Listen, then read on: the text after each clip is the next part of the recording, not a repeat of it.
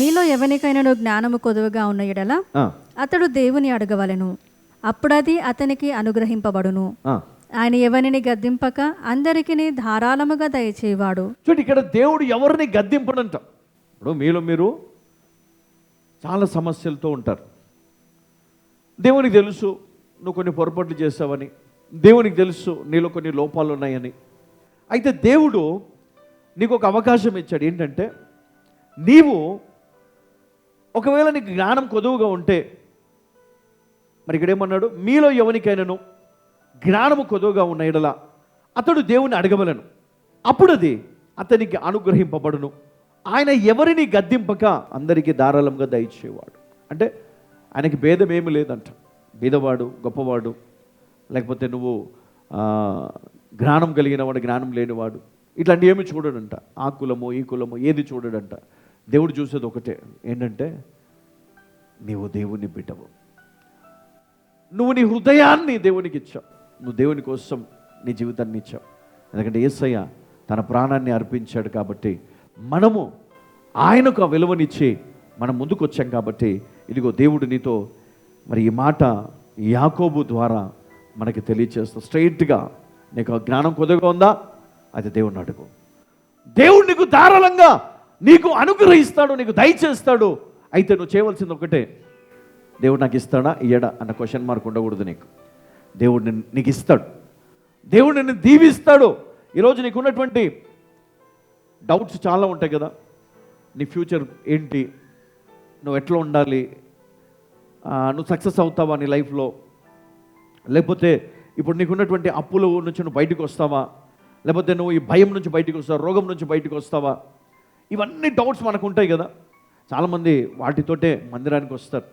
అవి తీరితేనే దేవుని దగ్గర మనము కనపడతాం, అవి తీరకపోతే మనం ఇప్పటికీ కనపడం. కానీ దేవుని వాక్యం ఈరోజు మనకు సెలవిస్తూ ఉంది, మనం జ్ఞానాన్ని సంపాదించుకోవాలి. మొదట జ్ఞానం కనుక నీకుంటే నువ్వు నీ సమస్యలో ఓపికను తెచ్చుకోవడానికి నువ్వు ఆశపడతావు, ఓర్పును తెచ్చుకోవడానికి నువ్వు ఆశపడతావు. అంతేగాని ఆ సమస్య నుండి వెళ్ళిపోవాలని నువ్వు ఆశపడవు. ఆ సమస్యను ఎదుర్కోవాలి, ఆ సమస్యను దాటాలి. హల్లెలూయా. ఎర్ర సముద్రాన్ని దేవుడు మాయం చేయలే, అందులో నుంచి దారి ఇచ్చాడు. అర్థమవుతుందా మీకు? సమస్యను పూర్తిగా తీసివేయాలి అక్కడి నుంచి, ఆ సమస్యలోంచి నీకు దారి ఇచ్చాడు. అంటే నువ్వు అక్కడి నుంచి వెళ్ళాలి కదా, వేరే దారి మన పెట్టాడా? లేదు, అక్కడి నుంచి వెళ్ళాలా. చేదు నీళ్ళున్నాయి, వాటిని నేను తాగల. దేవుడు ఏం చేశాడు? వాటిని మధురంగా మార్చాడు. ఎస్, బండ నుంచి నీళ్ళు వచ్చాయి, ఏం లేదు. కొంచెం నువ్వు ఓపిక పడితే బండ నుంచి నీళ్ళిచ్చిన దేవుడు నీ దరిద్రములో నుండి దేవుడు నీకు సమృద్ధినివ్వడా?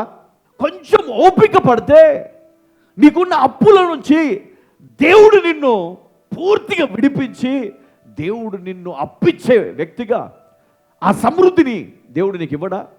కానీ మనకు ఓపిక లేదు కదా, విశ్వాసం లేదు, నమ్మకం లేదు. కానీ నువ్వు నమ్మితే దేవుడు నీకు మార్గం తెరుస్తాడు. హల్లెలూయా. నువ్వు నమ్మితే దేవుడు నీకు మార్గం తెరుస్తాడు. నువ్వు వెళ్ళే మార్గము అది ఎంత భయంకరమైన ఎడారైనా, అది అరణ్యమైనా, ఏదైనా కూడా దేవుడు నీకు తోడుగా ఉండడం నమ్మితే అక్కడ కూడా దారి తిప్పిస్తాడు దేవుడు నీకు. అక్కడ కూడా నిన్ను పోషిస్తాడు. పోషించాడా లేదా? బైబిల్లో ఉందా లేదా? ఉంది. ఏమి లేవు ఒక ఆమె ఇంట్లో కదా, ఖాళీ పాత్రలు పక్కకు పోయి అరువు తెచ్చుకో అన్నాడు. డౌట్ వస్తూనే ఉంది ఆమెకి. ఏం లేదు, ఇక్కడ ఉంది ఇంతే పిండి, ఇంతే నూనె, ఈయన వెళ్ళి తీసుకొని రమ్మంటున్నాడు. ఆ నూనె ఆ పాత్రలన్నీ నింపుతూ ఉన్నప్పుడు అది వస్తూనే ఉందంట ఆయిల్. నిజంగా నీ దగ్గర కొంచెమే విశ్వాసం నీకు ఉండొచ్చు. ఆ కొంచెం విశ్వాసంతో దేవుణ్ణి అడుగు. నేను చెప్తున్నాను, ఆ కృప అది ఫ్లో అవుతూనే ఉంటుంది. ఆ గిన్నె నిండి పొరులుతూనే ఉంటుంది. నువ్వు ఇంకో గిన్నె నువ్వు తెచ్చుకొని నువ్వు నింపుతూనే ఉండాలా. అయ్యా అయిపోయిందని చెప్పొద్దు నువ్వు. మనోళ్ళు అట్లనే చెప్పరు, అయ్యా అన్ని గిన్నెలు అయిపోయినని చెప్పరు. ఇంకా తెస్తూనే ఉంటారు, నింపుతూనే ఉంటారు కదా. మనకు అంత ఆశ. నీకు ఎంత ఆశ ఉందో అంతగా దేవుడు నిన్ను దీవించబోతాడు. హల్లెలూయా. నువ్వు ఎంత ఎక్స్పెక్ట్ చేస్తున్నావు దేవుని దగ్గర నుంచి, అంతకంటే ఎక్కువగా దేవుడు నిన్ను బ్లెస్ చేస్తాడు. హల్లెలూయా. నువ్వు నమ్ము, ఈరోజు విశ్వాసముతో నువ్వు రిసీవ్ చేసుకో. శ్రమ ఉంది, నువ్వు భయపడకు. ఇబ్బంది ఉంది, నువ్వు భయపడకు. అప్పులున్నాయి, నిండిపోయినాయి, నీ చుట్టూ కమ్ముకున్నాయి, నిన్ను చంపేటట్టుగా ఉన్నాయి, కానీ నువ్వు భయపడకు, ధైర్యంగా నిలబడు.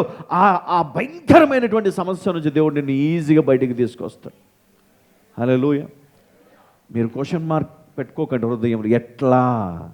అరే, నా దేవుడు బండ నుంచి నీళ్ళు ఇచ్చిన దేవుడమ్మా, ఇది చేయడా నీకు?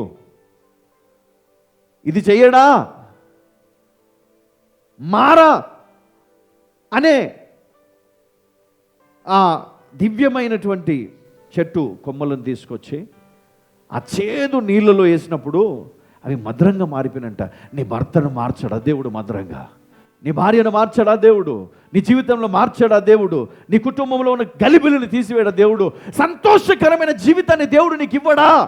ఇస్తాడు. కానీ నువ్వు ఎట్లా చేసుకుంటున్నావు అంటే, నీకున్న జ్ఞానము చేత నువ్వు అంత కాంప్లికేట్ సిచ్యువేషన్ని క్రియేట్ చేసుకున్నావు నీ లైఫ్లో. ఇది జరగదు, ఇది రాదు, ఇది ఇట్లా ఇట్లా అట్లా అట్లా. అందుకే నీకు టెస్ట్ ఎక్కడ మొదలవుతుందంటే చర్చ్లోనే దేవుడు టెస్ట్ చేస్తాను నేను. చర్చ్ చర్చ్ చర్చ్ చర్చ్లో నువ్వు ఫెయిల్ అయితే నీ లైఫ్లో ఫెయిల్ అయిపోతావు. చర్చ్లో కనుక నువ్వు సక్సెస్ అయితే నువ్వు లోకంలో కూడా సక్సెస్ అవుతావు. హల్లెలూయా. ఎందుకంటే దేవుడు క్రైస్తవులకు ఇచ్చినటువంటి అద్భుతమైనటువంటి వరం ఏంటో తెలుసా? చర్చ్. హల్లెలూయా. హల్లెలూయా. ఇది బ్లెస్డ్ అండ్ అనాయింటెడ్ ప్లేస్గా దేవుడు దీవించాడు. అందుకే మనం ఇక్కడికి వచ్చినప్పుడు చాలా శోధనలు మన లైఫ్లో కనబడతాయి. ఎందుకో తెలుసా? నువ్వు ఇక్కడ ఈ మందిరంలో ఉండడం సాతానికి ఇష్టం లేదు. శోధనలు వస్తాయి, ఇబ్బందులు వస్తాయి. సాతానుడు పదే పదే నీ చెవులో గీ అని సౌండ్ వస్తుంది. ఇట మూసుకున్నా మళ్ళీ వస్తుంది, అంతే. ఒకరోజు అవుట్, పోయేదేం లేదు. చర్చ్ ఇట్లనే ఉంటుంది, పాస్టర్ ఇట్లనే బోధిస్తూ ఉంటాడు, పాటలు పాడుతూనే ఉంటారు, సాక్రమెంట్ ఇస్తూనే ఉంటాం.